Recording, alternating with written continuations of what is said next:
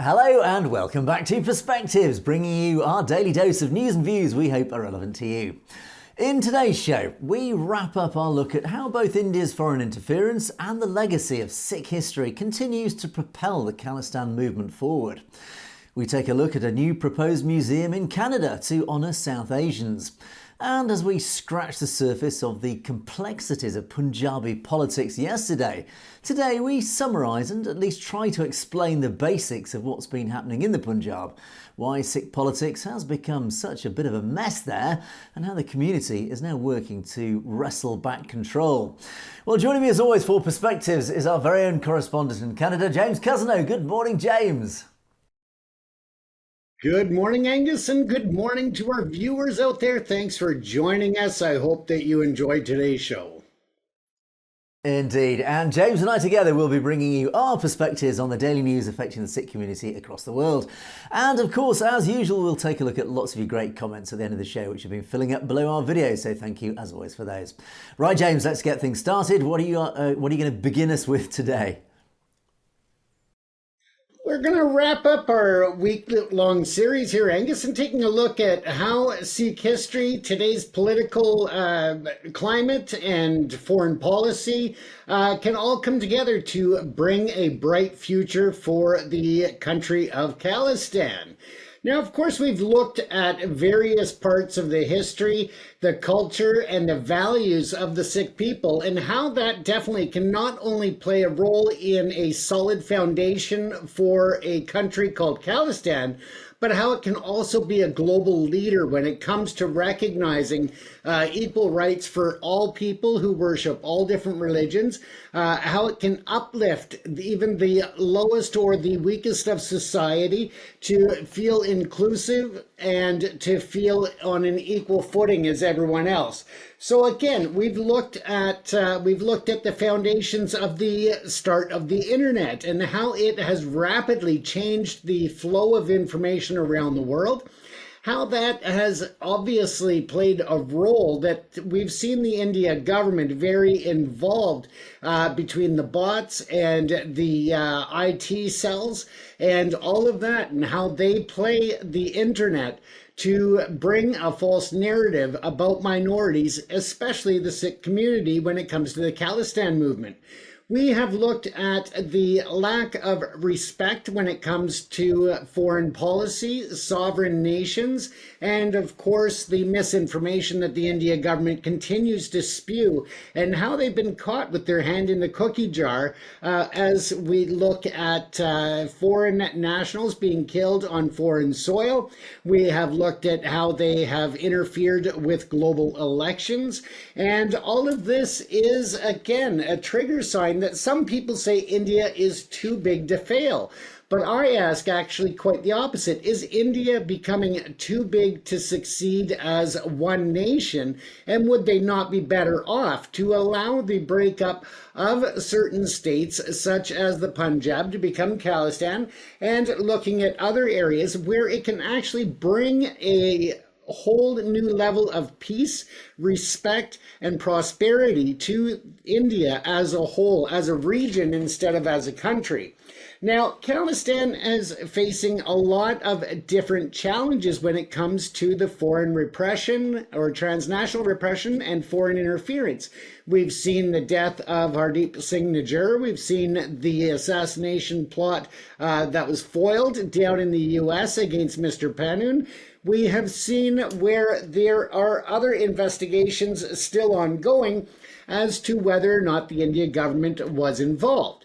Now, think about all of the resources and the money and the time, the energy, the focus, that if they took that away from going after the Khalistan movement and switched that to deal with other important issues such as poverty in India, how much better the country would be. So when you look at the Hindutva, you look at the BJP, you look at the RSS, I mean, there is just an unlimited opportunity that India has moving forward. Again, one of the options that we looked at throughout the week was whether or not they would be better off to allow the independent countries to form. And we're not talking just Khalistan, we're talking maybe the K&J, we're talking, Manipur, we're talking different regions, if they allowed them to be sovereign and independent while still bringing together a union, as you see in the European Union, maybe that would actually be a much better option for the India government to step forward in the international geopolitical world. We know that they are actually being looked at by many nations now with distrust, with frustration, and with anger, because they are breaching the sovereignty and the rule of law in many nations. But again, this is where we look at the principles of Sikh and how that could actually be a ruling point or a changing point in the global world for peace. Through example and leadership, I truly believe that Khalistan deserves to be formed, or at least the India government needs to stop being afraid of something that they are inevitably going to have to accept. If they instead stop being afraid of change and embrace it and welcome Khalistan, I think that they could really be at that crossroads of greatness that I think India is capable of. The people of India, the geography, the natural setting, I think that there's just a whole list of beautiful and amazing things, including the individual people in India. So I think that they are doing a disservice, and that is why I looked at and brought this series this week, looking at foreign interference, looking at the history of Sikh, looking at the gurus and the basis for the principles that they uniquely have. That, because I say uniquely, a lot of religions claim to have peace, to have unity, to have respect, to have equality, but they don't practice it. And when you look at Sikhs around the world, you see that they not only believe and have that within their religion, but they also practice what they preach. And that is quite unique and very, very respectful in my terms, or in my view. And so I think that we, at a time when there is so much strife in the world, when we are at odds with each other, there is violence, there is mistrust, there is hatred brewing, and groups that want to see that continue. But what kind of a world are we leaving for future generations? I think it's our responsibility to come together, to recognize that the world is getting smaller, but the problems seem to be getting bigger. And that's not fair to our children. It's not fair to our grandchildren. And we want to leave the world in a better place for all of mankind, not just for individual groups, Angus. And I think that to bring all of the lessons that we've talked about this week together, I think that really shows how Khalistan can be a global leader and succeed in ways unimaginable to most nations. Yeah, there's so many dynamics in play, I think, with the whole Khalistan argument and essentially the whole India structure. Because as we've touched on most of the points really throughout the whole series of perspectives, and we've looked at each of the variables in detail. But basically, there are, I think I would summarise them as push-pull factors, and the push factors are pretty, I would say, negative in nature in the sense that, for example, some of the key push factors are clearly India itself.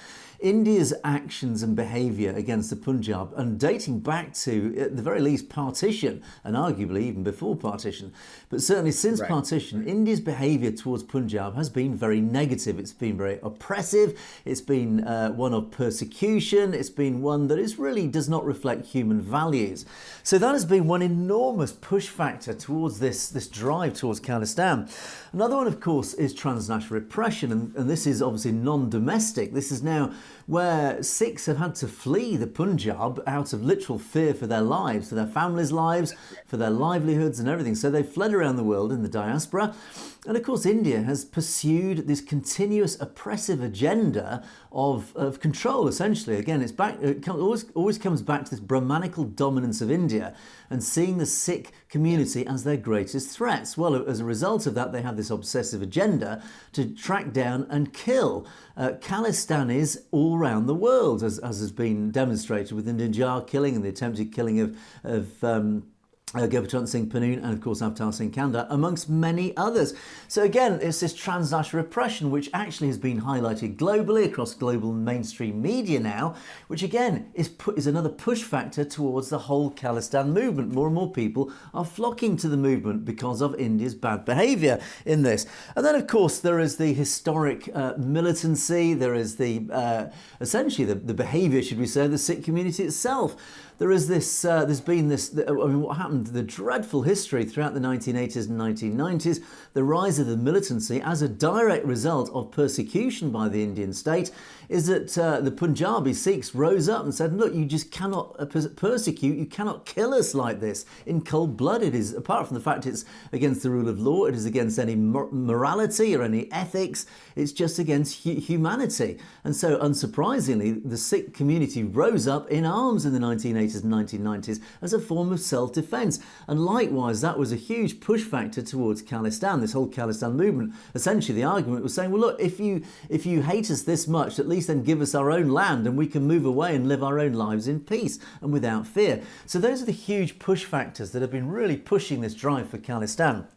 Now, and of course, there is that political pressure coming from all angles. Again, the political pressure, not just the militant pressure, but the political angle coming from India itself. Again, from the whole, well, first of all, the Gandhi dynasty throughout the 60s, 70s, 80s and beyond, and even through to today to a limited extent. But of course, the political pressure coming from the BJP and the RSS. Likewise, that push from the political perspective, that RSS persecution of anything to do with the Sikh community. Now, on the other hand, we have the pull factors. These are the attractors. What makes Khalistan such an attractive prospect? Now, of course, we've touched on these in great detail over many programmes that we've covered. First of all, of course, there is the practical governance and what Khalistan stands for. We've often talked about the philosophy that Khalistan will stand for, the Sikh philosophy, which of course portrays all that is best about human values. And of course the governance of Khalistan will reflect the governance of the Sikh Empire, which was governed by Sikh philosophy, which, as we all know, does reflect a very benign way of governance. It is ultimately an extension of democracy. In fact, it is its almost own unique reflection of democracy. This panth pradhani sort of principle of how they run their government, how they manage their society. It's been proved to be a very successful way, and that is how Khalistan will be governed. It will treat everybody as equals. It will be a very attractive society to live in, and it is expected that it will indeed attract many people from all across India and potentially from around the world to move to Khalistan. That is one of the huge pull factors. Of course, the other one for India, it's not just Khalistan and the Sikh community that is pulled by the prospect of Khalistan. Actually, for India itself, and you touched on this, James, there is the attraction that if India is broken up, that the Hindus, the RSS and Hindutva, let's call it as we call them, the extremists on the Hindu right, they have been driving for this Hindu Rashtra. Well, you can have it. It is there on a plate. Let Khalistan break away. That resistance to the Hindu Rashtra will then fall apart in just one easy fell swoop. It's the path of least resistance. You give the Sikh community what it wants, you give it its own sovereign homeland, and all that resistance to Brahmanical control, to this drive to a Hindu Rashtra, disappears overnight. In fact, I'm sure they will support your Hindu Rashtra. And likewise, all the other resistance, the pockets of resistance, in fact, not just pockets, these growing cores of resistance all around the Indian subcontinent that are now resisting this Hindu Rashtra, likewise, they will fall away. If they break away, if they're given their own autonomy, that resistance to the Hindu Rashtra vanishes overnight. The Hindu extreme, the Hindu right, get their Hindu Rashtra. That is an enormous pull factor for this whole drive. And then, of course, what will India form? What form will India take, or that subcontinent take? We've talked again often about this European Union equivalent, this union, this federal union of Indian states, whether it's Manipur, whether it's the Punjab, that will be Khalistan, whether it's Jammu and Kashmir, whether it's down in the southeast and southwest of India, the separate Tamil states, etc. All these states, if and when they become independent, they will form an extraordinarily powerful union, much more powerful. The synergy it will create will be much greater than India stands as of today, because the synergy of all these independent states working in union together under a federal construction will actually be far more powerful. And of course, that provides a flexibility that is not there at the moment. At the moment, India is a rigid state. It is essentially a colonial collection of different states that are all fighting almost against each other on many ways. Under the banner of the BJP currently, the BJP is trying to hold this rigid construct together, this artificial construct that the British created with the empire. The British are responsible for this. They brought together this whole collection of very, very different individual cultural identities and tried to bring them together under one flag that essentially was then handed over to the Brahmins in 1947. That colonial rule has effectively continued, but it's a colonial rule of an artificial construct that is currently India.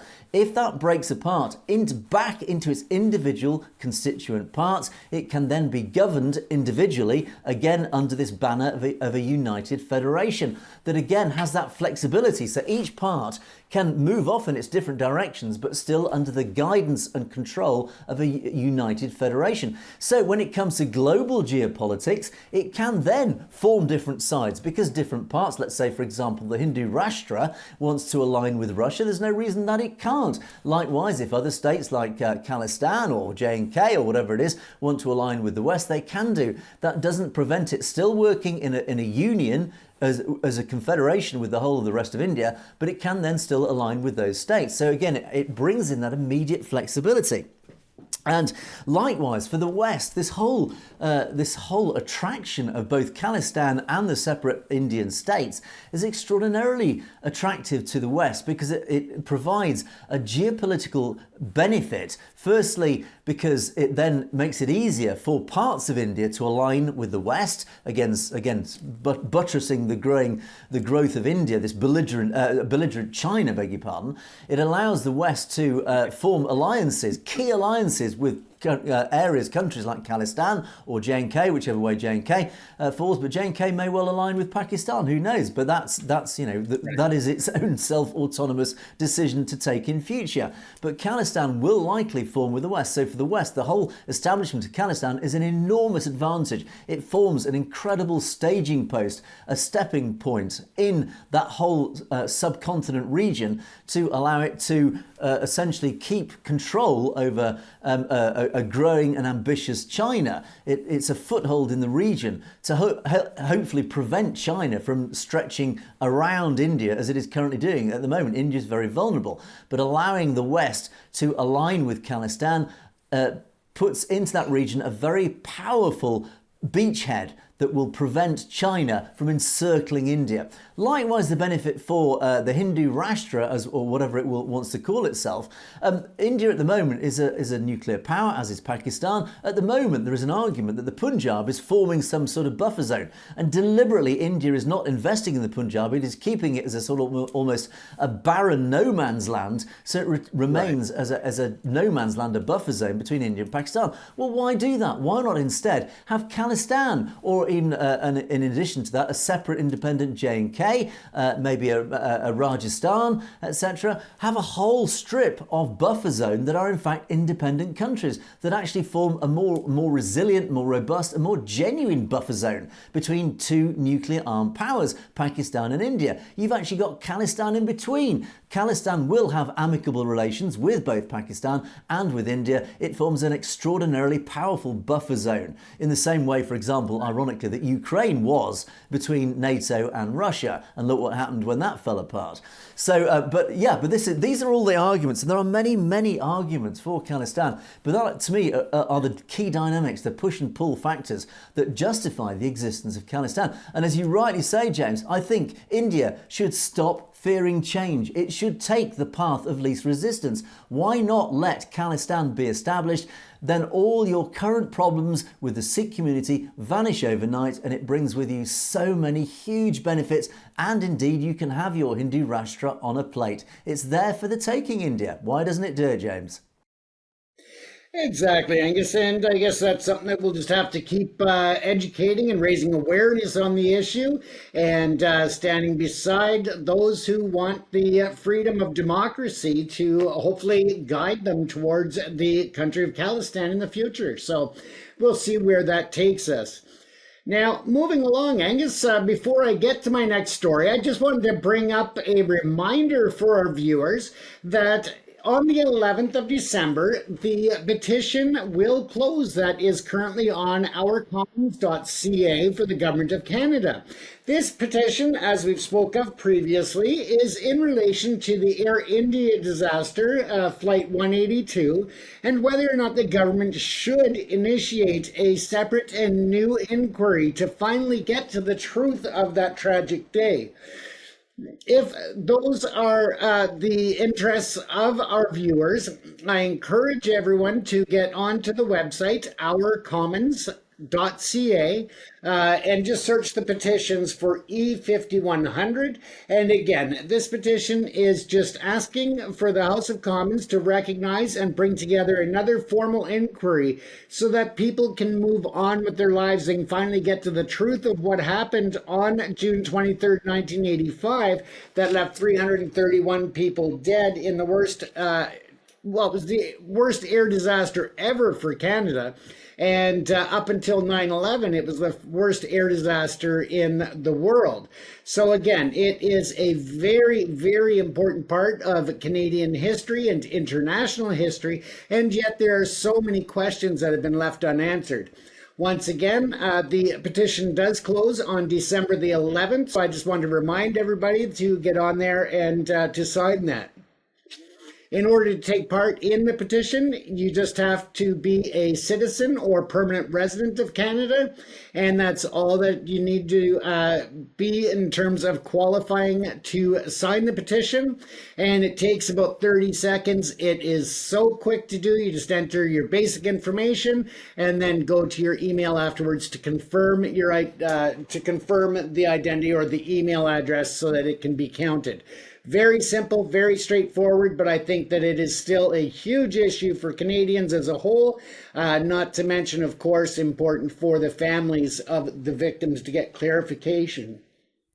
So I just wanted to bring that up and share that with everybody to just give a gentle reminder that that petition, again, closes December 11th, so I encourage you to get on there today. Please make sure that you follow through on that.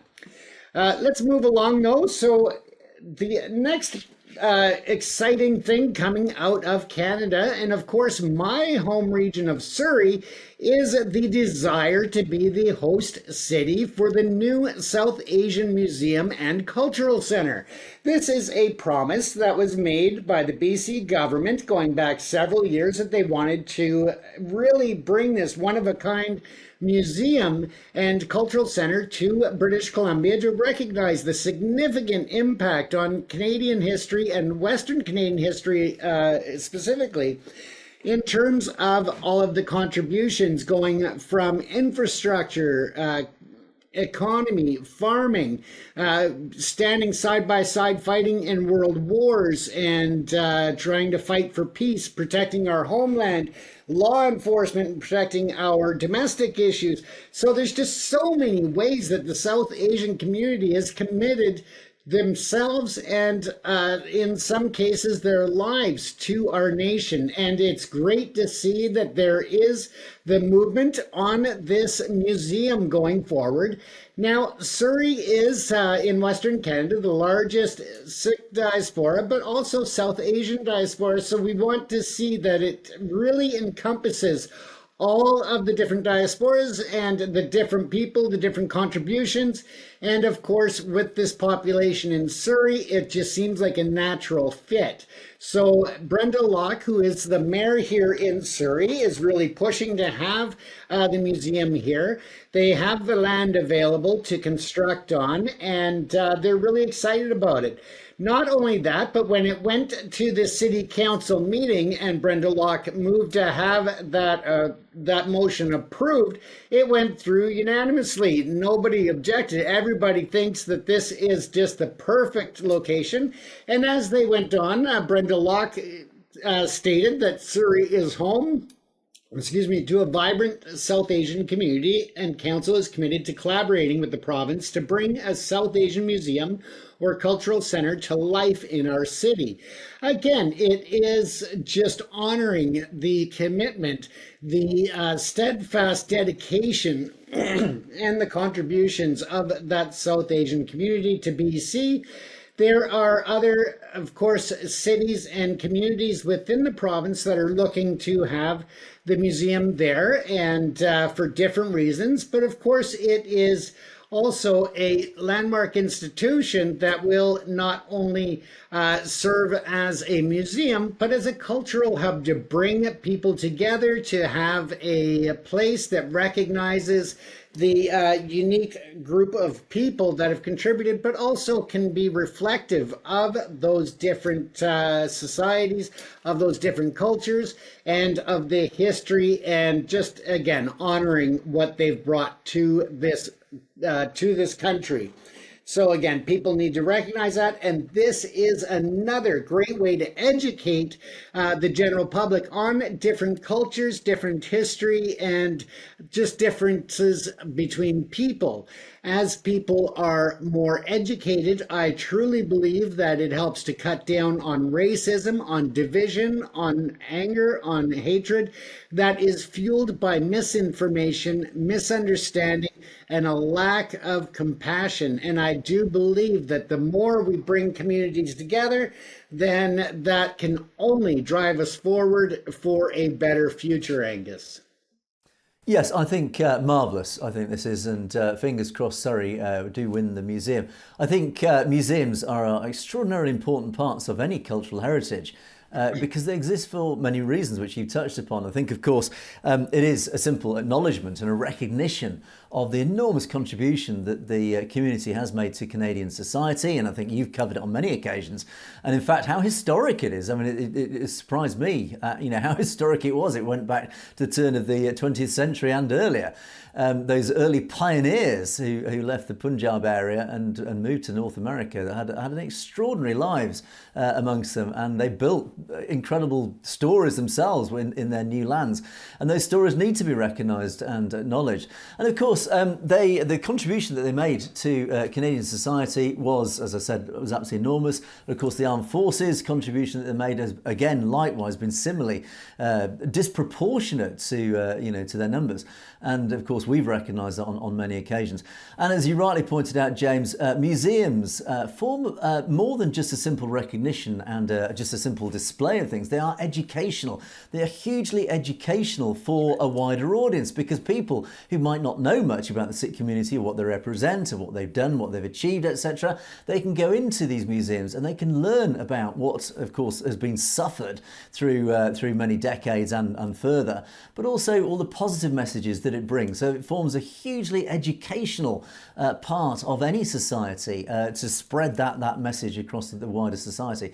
And so I think it's a very positive thing, and likewise, again, as you said, it does form more of I suppose a cultural hub. It's a hub, it's a centre, it's a focus for the community to get together and just do what they do, and of course bring other parts of a wider society in towards this cultural hub, so where they can bask in the joys of Sikhi and get to meet Sikhs and understand what they represent and who they are and what they do, etc. And of course learn about all the things, whether it's from Langar, whether it's to the charitable, enormous charitable deeds that they do, etc. So I think, James, a very positive message, and do keep an eye on this, and we can report on it, of course, once it's established.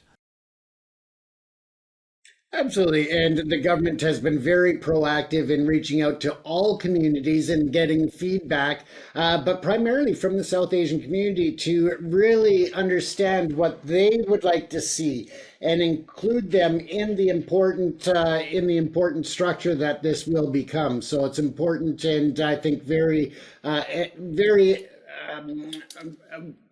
I guess you could say information raising and awareness of cultures by everybody speaking out together in a way that normally certain cultures would not come together to actually communicate with each other on those subjects. So again, I think it just also works to raise awareness just in the open access and invitation to contribute to this landmark institution, hopefully.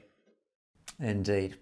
Okay, James, let's move on, and I'm going to cover a lot of detail now. And as our viewers of the last few days will have noticed, of course, we've touched on Punjabi politics, which of course is deeply complex, deeply historic. And for the likes of James and I, it's pretty tough to even scratch the surface and try and understand the dynamics, the complexities, the history of such an enormous subject. So what I've done, I think, over the next sort of 20 minutes or so, 15 minutes or so, is just to try and at least, scratch the surface and try and, for those of our audience who might not be aware of what's been going on and what it's all about, just at least try and give a simple summary as best we can of what's happened over certainly recent history, I would say, that has led us into the situation that we find ourselves, and of course how things are being taken forward. And of course this all stemmed originally from what happened earlier this week. It was the Akal Takht and the Jathedar who pronounced various punishments against the Badals, particularly the Badal family. And this included senior Badal, Prakash Singh Badal, the father figure. He was posthumously stripped of this enormous honour that he'd been bestowed, the Panth-Ratan Fakir-e-Qawm title that he was bestowed by the Akal Takht in 2011. And the decision, citing misdeeds against Sikh interests during his tenure as Chief Minister of Punjab, was made during that gathering on Monday of the SGPC appointed Jathedars at the Akal Takht. Now, I've just dragged up an old article here, and this is very interesting because this gives a little bit of an insight into what led up to Mr. Badal, Mr. Singh Badal, this is Prakash Badal we're talking about. When he was first bestowed this honour, it actually happened at a time when a lot of the Sikh community were up in arms against this. At the time, they said, no, this is absolutely wrong. And I've got an article here dating back to November 2011. So we're going back 13 years here, November the 26th, 2011. This is the day that he was bestowed this honour. And I'm just going to pick out parts of this article, and it's going to give you a flavour of what happened at that time, which in turn has led to where we are today. Now, it's said that Badal, in November that year, was to be honoured with the Panth-Ratan Fakir-e-Qawm, this enormous honour. Despite strong opposition from a large section of the Sikh nation, Punjab's Chief Minister, Prakash Singh Badal, has been honoured with this title. It translates, for those who are wondering what it translates as, Panth-Ratan Fakir-e-Qawm, it translates as Jewel of the Panth, Pride of the Nation. And it was awarded by the Jathedar of the Sri Akal Takht Sahib in Amritsar and others at the Golden Temple. Now, the Jathedar of the Sri Akal Takht Sahib, Jani Gurpjan Singh, who is appointed by SGBC, this is important, I'll come back to this, controlled by Badal Dal, presented the award to the Chief Minister and the Golden Temple complex. It's notable that these days, 2011, Sri Akal Takht Sahib is under unfortunate control of the Indian state through the SGPC, a body elected through an election process conducted under the directions of the Home Ministry of India. The opening ceremony had already been marred by controversy when Sikh organisations discovered that various anti-Sikh personalities had been invited for entertainment as VIPs to the event. Despite a call for a boycott of the event and a warning by Panthic organisations that this function was just another publicity stunt by the ruling Badal family for the upcoming elections, members of various Nihang Dals and Sant-oriented Deras were present during the ceremony in which religious traditions were disregarded and flouted. The function stage was controlled by former Members of Parliament Khalistan Singh, who was infamous for his surreptitious connections with the RSS and various Indian intelligence agencies. He has openly condemned the Sikh freedom movement of the 1980s and 1990s. He even criticised the idea of establishing a memorial for the victims of the 1984 outrage against the Darbar Sahib complex. Sri Akal Takht Jathedar Jani Gurbchand Singh, meanwhile, had virtually a nil role in the entire proceedings, despite being labelled as the highest-ranking Sikh leader of the Panth. Now, despite a call for the boycott of the event by the organisations, leaders of various Nihang Dals and Sant Doms could still be seen sitting in the audience behind the Akali BJP politicians and VIPs. Other members of Nihang Dals were strategically placed throughout the complex on horseback and on elephants for dramatic effect. It was clear this was no religious function, but a political publicity rally for the Akali, BJP, Sant Samaj combined, in which Takht Jathedars and Nihangs were used mostly as sideshow puppets for cheap publicity by disgraced leaders. It's sad to see our Takht Jathedars and organisations such as Buddha Dal and Tana Dal, which once led the entire Sikh nation and from whom kings like Raja Ranjit Singh trembled, now being relegated to being cronies of traitorous apostates like the Badals, who have been undermining the sacred institutions of the Khalsa Panth and supported anti-Sikh causes for the last 3 decades. By honouring Prakash Badal with a Panth Ratan Fakir Qawm, the Takht Jathedars will be repeating the role of the traitorous Jathedar Arur Singh, who, under the directions of the British-controlled Punjab government, denigrated his noble position by endowing General Dyer, the villain of Jallianwala Bagh massacre, a similar honour at Sri Akal Takht Sahib. General Dyer was the British Empire general who oversaw this dreadful 1919 massacre of about 200 or 300 Indian families who were shot in cold blood at Jallianwala Bagh. It's a different story, which I won't go into. So this article from 2011, when Prakash Badal was honoured with this, this huge honour, even then, Sikh organisations were up in arms saying this is an outrage and calling out that this was just basically, it was a publicity stunt. The whole thing at the time was a publicity stunt led by, once again, the RSS. Yes, even back in 2011, the RSS were controlling these organisations. The Jathedar himself was essentially a placeman. He was put in place by the RSS, and this whole event was staged as a great big political publicity stunt. And that even brought in the Nihangs, even people who should have known better. They were brought in as witless stooges in this event to try and boost the RSS-controlled presence of this whole organisation. Now, even at the time, the reaction from within the community was enormous. Former SGPC Secretary and Shiromani Panthic Council Chairman Manjit Singh Calcutta termed the announcement as what he called unprincipled, and such an award was given to an individual for his services to the Panth. It was outrageous. He said there are several more deserving Sikhs. The Dal Khalsa spokesperson said, Badal is not Fakiri Qawm, pride of the community, but Fikri Qawm, headache for the community. A Dal Khalsa leader, Kanwar Pal Singh, said the Jathedar of Akal Takht, Jani Gurbchand Singh, has today written a black chapter in the history of Supreme Temporal Seat Akal Takht by honouring such a person with Panth Ratan Fakiri Qawm title. He said that it surpassed all records of sycophancy to appease their political master.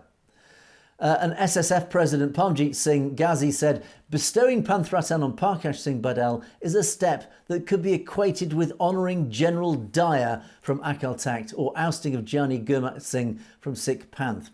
And then it went further that the BJP leader at the time, Tikshan Sud, said that he had sought a Nobel Peace Prize for Chief Minister Prakash Singh Badal for his what he called service to humanity, as well as world peace during his political career. So the outrage amongst the community, even back then in 2011, was palpable. It was, this again was, the whole thing was just a political stunt.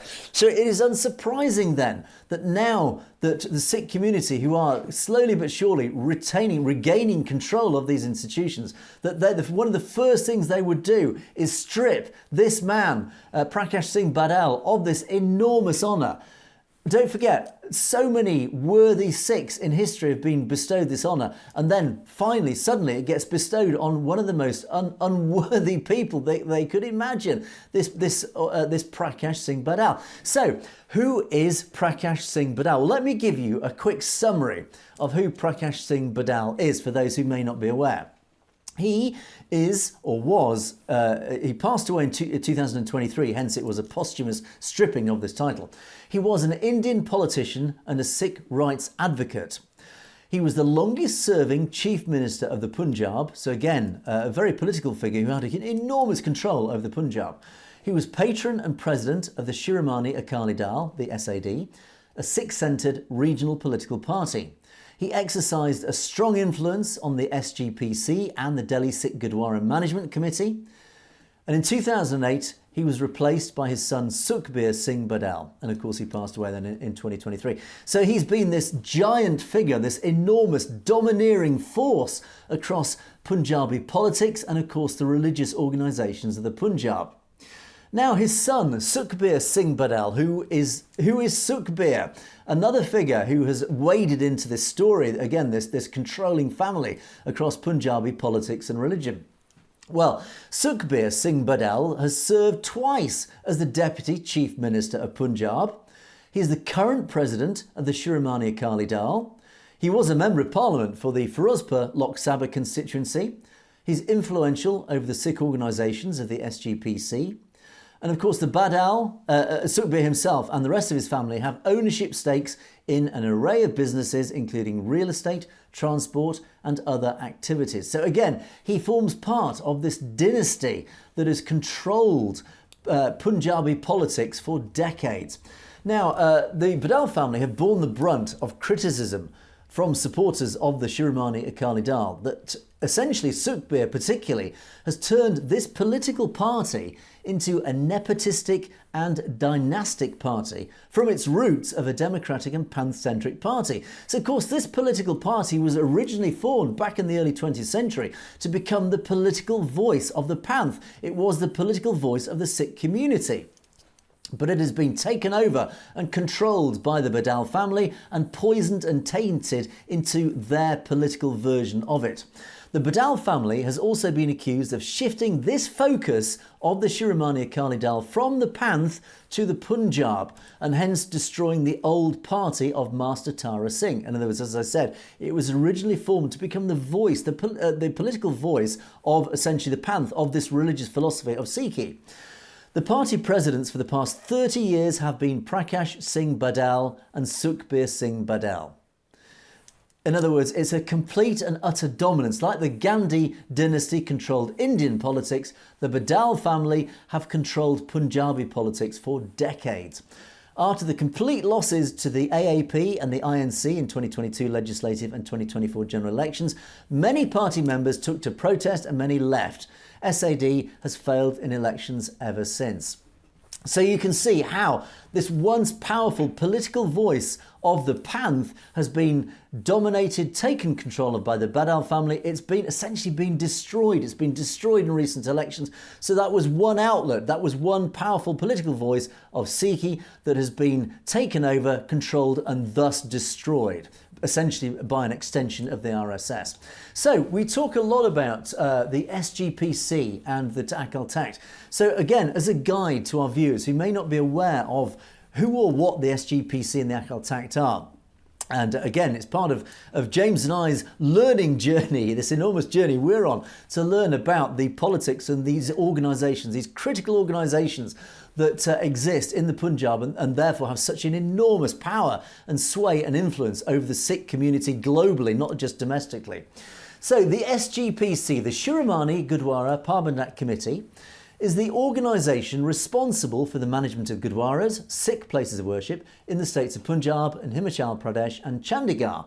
It also administers the Darbar Sahib, the Golden Temple complex. The SGPC is governed by a president. Now, current president is Harjinder Singh Dhami. His election as president of the SGPC solidified Sukhbir Singh Badal's grip over the influential body. Now, once again, we come back to this beleaguered Shiromani Akali Dal, the SAD. It retained its hold over the SGPC as its candidate, Harjinder Singh Dhami, recently defeated Akali rebel Bibi Jagir Kaur in the recent elections. Dhami, the incumbent SGPC head, was elected to the top post for the fourth time. The majority of SGPC members owe their allegiance to the SAD, so hence why the leader of the SGPC, the leader of the SGPC, the president, is always a SAD placeman. So here you can start to put the pieces together. RSS in turn control the Badal family. The Badal family control the SAD, the Shiromani Akali Dal. The Shiromani Akali Dal effectively control the SGPC because they control who is elected president. The current president, Harjinder Singh Dhami, essentially is a placeman of the SAD and by extension Badals and by extension the RSS. But we talk about elections. Essentially, it is supposed to be a democratically elected institution. Well, how do these elections work? The core of the SGPC is made up of 180 members, elected by Sikhs from clearly defined geographical constituencies. The SGPC has 180 members, of which 159 are elected through ballot paper voting in Punjab, Himachal Pradesh and Chandigarh every 5 years. 15 members are also nominated from among prominent Sikhs across India, and 6 others include 5 high priests and the head Granthi of the Golden Temple. Only those Sikhs registered as voters by the Gurdwara Election Committee are allowed to vote. Now, this is a whole big story, and I don't have time to go into this, but essentially, as I have touched on in the past, registered voters can only obviously vote in these elections. Those voters are now disappearing. People from the Sikh community are becoming less and less interested in becoming members, so their voices are diluting, they're disappearing, so they're having less and less influence because they're realising the SGPC is pointless, that it doesn't represent them anymore, so they're not registering to vote, and particularly amongst the young generation of Sikhs are not registering because they see this body as some old dinosaur that doesn't represent them anymore. So again, this whole feeling of democracy is failing, sadly. The elections to choose the SGPC members are supposed to take place every 5 years. Every year, these members then elect a president who in turn chooses an executive body. Now, usually these elections take place in November. Although SGPC elections are supposed to be held every 5 years, the last SGPC elections were held in 2011, 13 years ago. So the whole system is failing because it has been taken apart and controlled by the Badal family. They have controlled this. The SAD essentially are controlling this whole democratic process that was instituted many, many decades ago to form this democratic institution to represent the Sikh community has been deliberately taken apart, controlled, and is now essentially run by the Badal family, for the Badal family, and in turn for the Indian state. Now, it has an enormous grip on another institution, the Akal Takht. The SGPC passed a resolution in October this year to establish an 11-member advisory body for the Akal Takht, with the SGPC president, Harjinder Singh Dhami, having the power to nominate its members. This move is seen as an attempt to consolidate influence over the Takht, which has the potential to tilt the balance of power as the Jathedars seek to assert themselves. Now, so you've got the SGPC, under which is the Akal Takht. Who and what is the Akal Takht?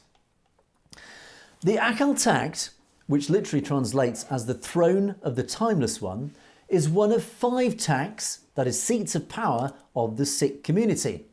The Akal Takht is located in the Darbar Sahib, the Golden Temple complex in Amritsar, Punjab.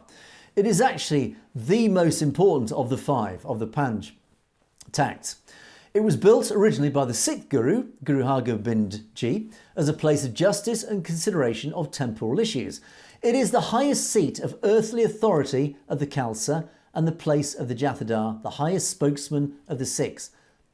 The position of the Jathedar is disputed between the SGPC, who appointed Sukhbir Singh as the acting Jathedar in 2023, and the Sarbat Khalsa, organised by other Sikh organisations in 2015. Due to the political imprisonment of Jagtar Singh Hawara, Jan Singh Mand was appointed as their acting Jathedar by the Sarbat Khalsa. However, the SGPC refused to accept its authority. So, the Akal Takht, in turn, this enormously important organisation, this most senior of all Takhts, most senior of all people in the Sikh religion, the Sikh faith, based in the Golden Temple complex itself, the very seat of Sikhi itself, is in turn essentially controlled by the SGPC, which in turn is controlled by the Badal family, which in turn is controlled by the Indian RSS state. So that, I hope, explains in basic detail, if that's not a paradox, it explains, hopefully basically and simply, those powerful seats of power of the Sikh community, how they have been infiltrated and controlled by bad actors, by the Indian state, when we have often referred to how the Sikh community has been infiltrated, how these organisations have been infiltrated and deliberately fragmented and controlled by the Indian state to dilute and to destroy and to taint the voice of the Sikh community. That is what's happening. That is how they've done it through the SGPC and in turn the Akal Takht, which is why now we are seeing this turnaround, that finally the Sikh community, after all the oppression that's been happening, the Sikh community is turning this around. They are taking back control. Fortunately, the Jathedar of the Akal Takht, presumably under pressure from the community, has turned things around and has now turned back on the Badal family with what happened this week. There has been criticism that he hasn't gone far enough. One wonders, again, if he is also under pressure from the Badal family himself, and of course the forces of the SAD and the forces of the Indian state. That is maybe why, that might explain why the punishment has been so relatively light. But it is a step in the right direction, James. It is a step, and it is a sign that the Sikh community's voice is uniting. They are taking back control little by little, and hopefully they are pushing back up through these institutions of the Akal Takht and finally the SGPC. And those are the important stepping stones to taking back control of the whole of the Punjab, James. Absolutely, Angus, and it's not something that we haven't talked about before or seen before. It tends to be the typical move of the RSS and the Hindutva, the BJP, to infiltrate these Sikh and other minority institutions and cultural identities to A, try to suppress them, B, try to reduce the numbers by forcing them out of the state of Punjab or other regions, and trying to assimilate them into the Hindu culture and whitewash essentially their whole history, their whole culture, their languages. So it shouldn't come as a surprise. But the Badal family has been very instrumental in this serious infraction of the rights of all. So again, it is not something unheard of, and we are sure that we'll see more activity by the RSS in this light. Indeed, it's an ongoing war, and but clearly the community, the Sikh community, have decided finally to get their act together. They are uniting and they are starting to push back in a more powerful way, in a more effective way. In the 80s and 90s, it was in a militant fashion. Now they're doing it through the rule of law, through democratic and peaceful means. This is a fight back, and it is very powerful. It is a multilateral approach. It's not just happening in the Punjab. It is happening across the world now, across the diaspora. The Sikh Federation is forming one of the key foundations of this vanguard, pushing back. They are uniting the voices across North America, across Europe, the UK, and of course in the Southern Hemisphere under the Sikh Federation banner. And likewise, that is the vanguard that is forming the united voice that will then approach the United Nations to make this legal push, this democratic push for the sovereign state of Khalistan. So, James, let us move on now quickly, and I'm just going to quickly cover a quick resume of a gentleman called Bhai Narain Singh Chora. Now, you're asking, why am I covering this guy? Well, as I reported yesterday, this assassination attempt on Badal, Sukhbir Singh Badal, as he sat there in humiliation with his placard around his neck. It is alleged that this gentleman, Bhai Narain Singh Chora, was the gunman who approached him with a pistol, a handgun, and tried to assassinate him. He was stopped at the last minute, but there is speculation. I've seen nothing official and nothing formal yet, or any formal charges. Overnight, the news is changing rapidly, even as we speak, but overnight, the speculation is it was Narain Singh Chora who was this gunman behind this potential assassination attempt. Now, who was he? He's actually a fascinating figure, and I want to give just a quick rundown of his history, who he was. Now, he was a Jujaru leader and key figure in the Khalistan movement itself. Now, Bhai Narain Singh Chora was a central figure in the Sikh movement for Khalistan even before 1984. He was a leading member of the Akal Federation, one of the earliest groups committed to Khalistan, and he played a critical role in shaping this resistance. Now, following what happened in 1984, Bhai Narain Singh went underground, unsurprisingly. He was instrumental in organising guerrilla groups, arranging logistics and providing strategic guidance. His sharp, analytical mind made him a key thinker in that armed struggle.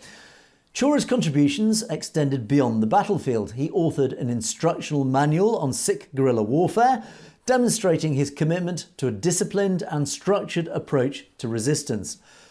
Now, throughout the 1990s, after the decline of the armed struggle, Chora pivoted towards reorganising Sikh political fronts and human rights advocacy. He worked tirelessly to mobilise the Panth and ensure the Khalistan movement's legacy wasn't erased. He was a prolific writer and a poet. He compiled and published Sant Janel Singh Bhindranwale's speeches and Panthic Destavej, key documents preserving the movement's ideological foundation. He had a daring reputation that only grew with his alleged involvement in the legendary 2005 Barail jailbreak. Bhai Jagtar Singh Hawara, Bhai Pamjit Singh Bora and Bhai Jagtar Singh Tara escaped in a meticulously planned operation. Now, arrested in 2013, Bhai Narain Singh faced accusations of organising armed actions. Despite these allegations, his role in advocating for Khalistan and Sikh rights remained steadfast. He was eventually released in 2017 and immediately resumed his activism. Now, post-release, Chora's focus was on revitalising Panthic leadership. He was involved with the Panth Sarak Jatha and worked to establish frameworks for collective decision-making through Gamata and Panch Pradhani. His role has always been one of vision and action. From his early Akal Federation to underground guerrilla tactics, human rights advocacy and reorganising the Panth, Chora has remained a central figure in the fight for Khalistan. Now, the incident at the Darbar Sahib connects his legacy to the present. Chora's actions are rooted in decades of resistance against corruption and betrayal within Sikh leadership and by the Indian state. His fearless commitment to the cause of Khalistan continues to inspire the community. Bhai Narain Singh Chora is more than just a figure in today's headlines. He embodies a history of struggle, of resilience and unwavering dedication to Khalistan. His story is a lens into the ongoing fight for justice and liberation for Sikhs. Now, that obviously is a very powerful piece supporting Bhai Narain Singh Chora. And what I would add to that is that we will never condone violence today in the democratic and peaceful fight for Khalistan. What I would say is this explains, if indeed he was the gunman trying to assassinate Badal, it is explained by what he experienced through those terrible, dreadful years of the 1980s and the 1990s. He took up an armed struggle against persecution, against cold-blooded murder of himself and his colleagues, of the whole youth generation of the 1980s and 1990s. Sikh youth were taken out into the countryside and murdered in cold blood. They were tortured and murdered. He had no choice in self-defense. Him and his colleagues had no choice but to rise up in militant, aggressive reaction in a self-defensive mechanism to fight back against an Indian state running out of control, running out of accountability. He had no choice but to take up arms. So his actions this week, if indeed it was him, are a relic, a legacy of what he had to face, and he and his compatriots back in the 80s and 90s. So when we judge, and when India judges through the lens of modern day democracy, let's call it, you cannot judge a man like that for his actions against modern day standards, because he has suffered, like so many did in the 80s and 90s, this unbelievable, unimaginable persecution that we today find very hard even to imagine, because it was so terrible. And I refer back to so many instances of horror that we have recounted, whether it was a genocide in 1984 or whether it was that ongoing massacre in cold blood by the Indian state. You cannot judge a man like this for his actions that he did if it was him this week. It is totally explicable and understandable why in his anger he would take action like that. However, we do not support any violence now today. We support a peaceful and democratic, legal movement of the Khalistan movement, of which it is today. It is a peaceful, it is not a militant movement, it is a peaceful movement, it is a democratic movement that follows the rule of law. That is what we will always support, and that is why it will continue to be successful. But that cannot stop us honouring people and their enormous contribution they have made over recent decades in this struggle for the Khalistan movement. James. Well, I'd like to first point out that, again, something we've talked about in the past is the difference between time periods. Looking back at that time, of course, there were a small pocket of extremists. There were people who were fighting back in defense of their people. And that goes to the root of Sikhi, to stand up for those who are being oppressed. Stand up and protect those who are being abused or violence enacted against them unrighteously. So again, there were these different ways of handling the problems that we're having. But let's also keep in mind that back in the 80s that there was the Sikh genocide, and these were not just small numbers. They were massive. Thousands and thousands of Sikhs were unjustly just murdered in the streets. Women were raped in front of their grandchildren. I mean, the atrocities, and that is a systemic problem that has still deep-rooted anger and pain in the community. So it's understandable that he is going to have this pent-up frustration and anger. But at the end of the day, I mean, we look now at the Khalistan movement. It is a peaceful democratic process that's being achieved, and hopefully it'll finally end with the formation of Khalistan. At the same time, of course, in today's day and age, I personally differ a bit in the opinion. I think that he does have to be held accountable, and that he still made a conscious decision to try and take the life of someone else, which can never be overlooked and can never be condoned. So again, it is, but understanding why he did it is, I think, the key issue at hand. And again, we don't encourage or accept any violence, but understanding and compassion go a long way as well. Indeed, no, absolutely, James, and don't get me wrong, I certainly absolutely support that he should face the full force of the law for his actions. Of course he must do. We live today in a peaceful rule of law society, or supposed to in India, so of course he absolutely must do that. But hopefully this explains now why his legacy and his history, and explains why he was so angry enough to pick up a weapon and do what he did. So, but I would also refer back to, and this is a message to India. So if you want to know how a democracy deals with things like this, take a look at the United Kingdom. We had a situation in Northern Ireland and in Ireland, the armed struggle of the Irish Republican Army, who took up arms against the British state.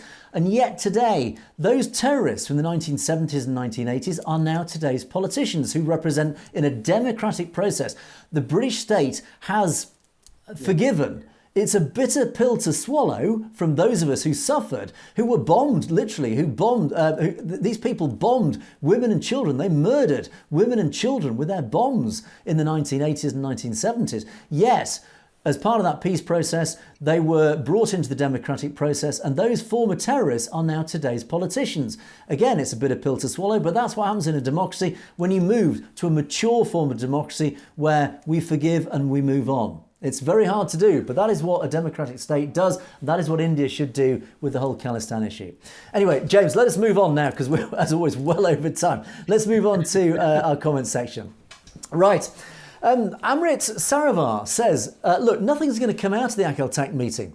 It's just a drama to bring Sukhbir Badal back into the Punjab politics.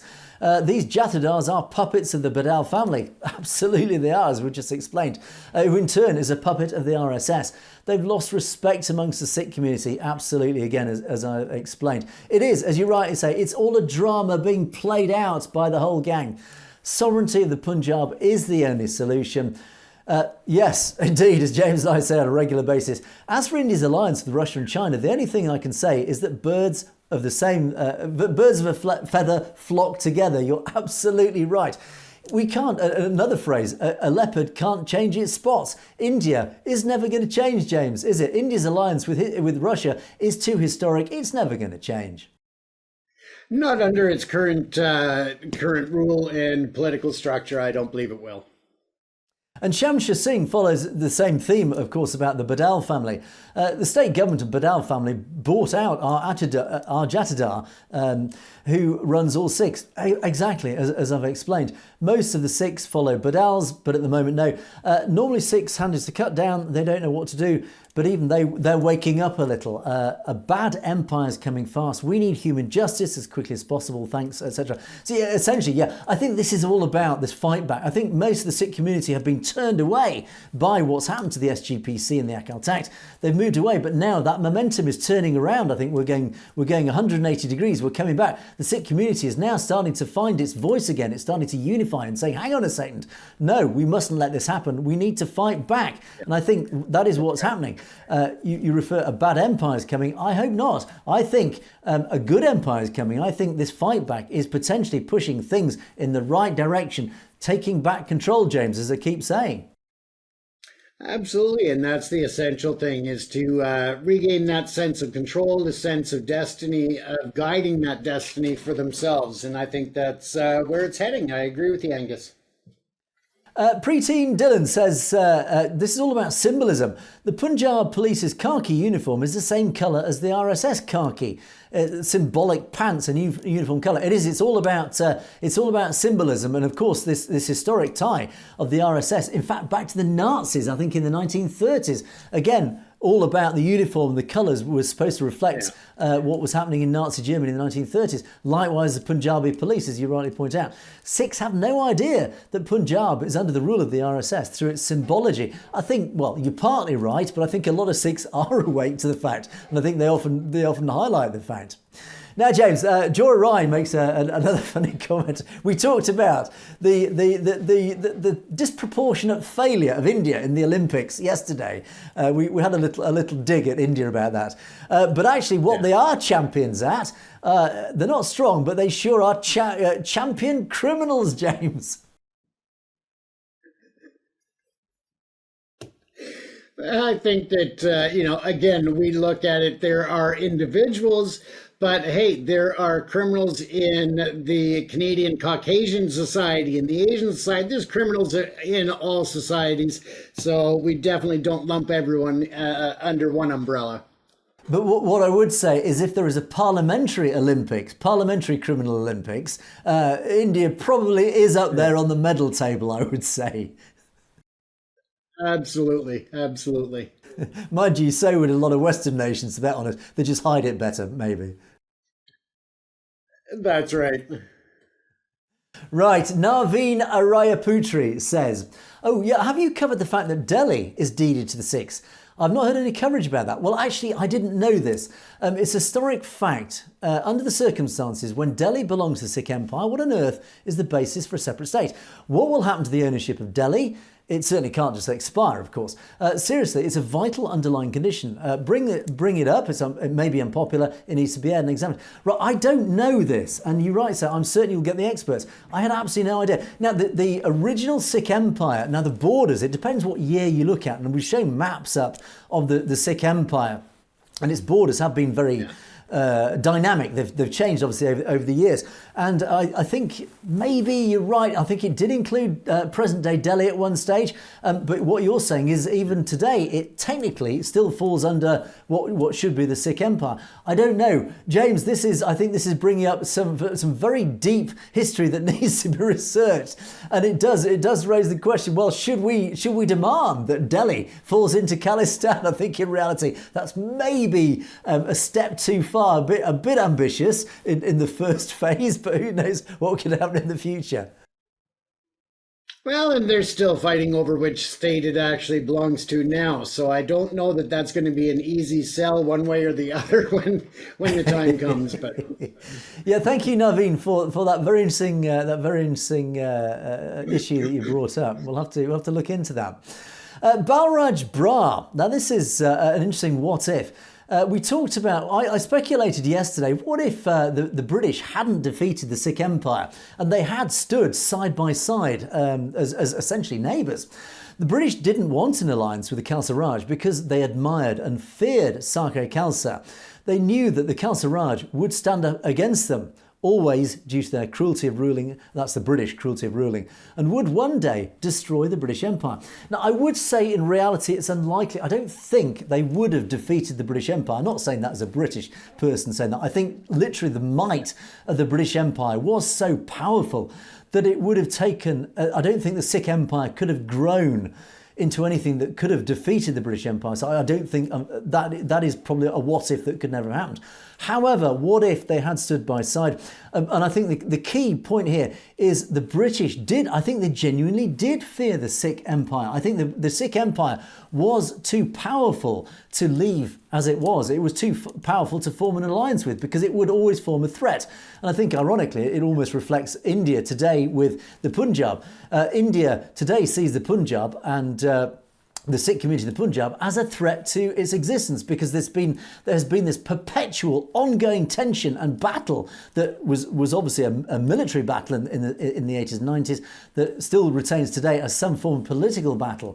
And that reflects, I think, what would have happened back in the 19th century between the Sikh Empire and the British Empire. They would have stood side by side, and then there would have been this perpetual, this ongoing tension, this fractious relationship between the two empires. And I think the British Empire just thought, you know what, we just can't have this. We need to get rid of it once and for all. Let's just take control of it. Hence the Anglo-Sikh Wars and the eventual defeat of the Sikh Empire. James, it's an interesting what if, this one. it is, and I think that both sides looked at it back in the day and decided that it was the most constructive way to move forward with the British Empire. And, I think that you're right. There was a fear by the British when it came to the Sikhs, but I don't believe that the Sikh Empire would have been able to overtake the British. So, Indeed. But it could have been an interesting alliance if they had got together, where it could have taken. One of those big what-ifs. But thank you for that speculation, Balraj Brar. Preaching Dylan comes back again. We talked about Christmas, James. Sikhs respect all religion. Indeed they do, as we often say. Please feel free to do whatever you like on the last week of December. India isn't breaking up. It's coming back to its original form. Oh, because we've just changed subject now. So, we started on Christmas, James, and basically saying, why couldn't we celebrate Christmas? Sikhs respect all religion, absolutely, and I think the Sikhs would be more than happy to celebrate Christmas. And in fact, we'll come on to the next comment about this, which we'll come back to. Please feel free to do whatever you like. India isn't breaking up, it's coming back to its original form, absolutely right. That was going back for thousands of years. We often say that India still is a colony. It is colonialised as it was by the British Empire. The Brahmins essentially are continuing that colonialisation. If it breaks up, it just goes back to what it was before, thousands of years ago. Most of Sikh accounts are Hindu accounts. Oh, again, we're changing subjects again. We're covering a lot of topics in this one comment. Most of Sikh accounts are Hindus' accounts with fake Sikh names. You're absolutely right. Sikhs for Justice discovered hundreds of thousands of fake accounts in Sikhs' names. Yes, you're absolutely right. Again, it's all part of this enormous misinformation campaign, part of the IT cells, etc., who likewise have set up thousands of accounts. James, I think, as we know, this misinformation campaign has formed 1 million accounts online just to try and attack the Sikh community. Yeah. Absolutely, and it's not just them, but there's so many fake accounts online. It's just disgusting. Jaspel Chatterfield, let's come back to Christmas. Angus and James, as our kids, born in the UK, Canada, USA and other Western nations, they definitely love opening presents and Christmas, putting up the tree. Absolutely. And why shouldn't you? We also make our children aware of our Sikh history during the Christmas week, which includes the Battle of Chamkaur, where 40 Sikhs attained martyrdom, including 2 sons of Sikh Guru Sri Guru Gobind Singh Ji, Baba Ajit Singh and Baba Jujhar Singh. Yeah, a nice comment this. Absolutely. Why shouldn't? And of course, there are these multicultural families that exist today, where of course parents can be one religion and they're living in another country. Like here in the UK, we are a multicultural society. We have many, of course, from the Sikh community. Whose children go to schools locally, which in fact the main religion in many schools here is Christian faith, where of course Christmas is celebrated. So why can't you have this almost this amalgam of the Sikh faith, which is wonderful? I have to say, one of the very few religions on this planet that is so open to other faiths. Most other faiths, I've noticed, are very closed to other faiths. And the Christian faith is, I have to say, is like this. The Islamic faith is like this, where they are very closed door faiths. They will not tolerate, in many ways, other religions. But Sikhi, and this is one of the wonderful attractions of Sikhi, I have to say, is that it is written in Sikhi that you are not there as a Sikh to convert others to your faith. You are there when you meet others of another faith to make them better Christians, to make them better Muslims, to make them better Jains, etc. That is the difference with Sikhi. Yeah. And that, I think, is the ethos, the philosophy behind this comment, where absolutely there is no problem in a Sikh household, I suspect, and correct me if I'm wrong, as Sikhs, to also celebrate Christmas. Why not? If your children are interested in following Christmas, why not let them have a Christmas tree? Why not celebrate what Christmas is about? There is no problem about honouring 2 religions in one household, James. Absolutely. And, to really celebrate at its core, it's about family, it's about togetherness, it's about just coming together of people. And that's what it's all about. It's about hope and prosperity for the future, which we all share. So. And the final part of the comment was, please look at the life of Bhai Daya Singh. Now, I haven't had time to research Bhai Daya Singh. If I'm correct, and do correct me if I'm wrong, if I remember correctly, he was one of the first original of the 5 Khalsa. He was one of the first Sikhs to join the Khalsa, the 10th Guru, Gobind Singh Ji. When he formed the Khalsa, the 10th Guru, Bhai Daya Singh was one of the first members of the original Khalsa. So thank you for that. We'll take a look at the life of Bhai Daya Singh Ji. Thank you for that. Free Spirit, we asked, when should we... Looking at that. Indeed, James, that is a task for us. Now, I did ask our audience for your suggestions of when we should go live. Free Spirit suggests 9 a.m. Pacific time, which is 12 noon Eastern time in New York. Thank you for your consideration. It's a pleasure. Thank you. Please keep those suggestions coming in. James, I'm sure we would like to know when you would like us to go live, as and when we go live. Exactly. And final comment of the show, Sat Batch and Singh says, you guys only tell the truth. Why? Well, I think because it's the truth. How dare us? How dare us tell the truth? And it's quite a funny comment, because why wouldn't we? And absolutely. We are here, James, to tell the truth, are we not? I love that. Thank you, Satbach and Singh. We tell the truth for a very good reason. Is because we are here to counter the tsunami of Indian propaganda that comes out from the Gaudiya media. We are here to educate and hopefully entertain, as many of our critics claim we are. We are comedic entertainers. We do our bit. But we are here to spread the good message of Sikhi. We are here to spread the good message of Khalistan. And we are here just to tell the truth, to set that counter narrative and to counter misinformation, of which unfortunately there is an awful lot. But unfortunately, time has beaten us once again. We must draw the show to a close once again. Please don't forget to keep your comments pouring in as they have been doing. We do appreciate your comments. Loads of them do make us laugh. Loads of them really educational, and of course do point us in some very interesting and some very fascinating avenues that we do like to research and explore, and indeed bring to you, our audience, to educate our audience who may not be aware of such people or such issues. So please do keep those interesting comments coming.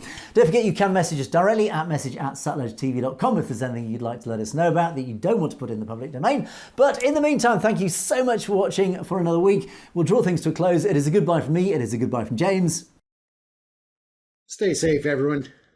You have, of course, been watching Perspectives. We will see you next week.